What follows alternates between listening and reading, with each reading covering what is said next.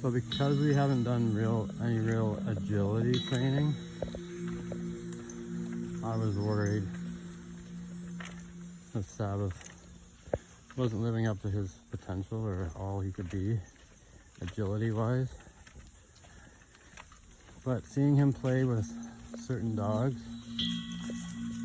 his agility is off the charts. Like full speed, head on through like this stuff. And they don't headbutt trees, and they don't trip over logs ever. He's pretty agile. I'm pretty pleased. I'm very pleased with him.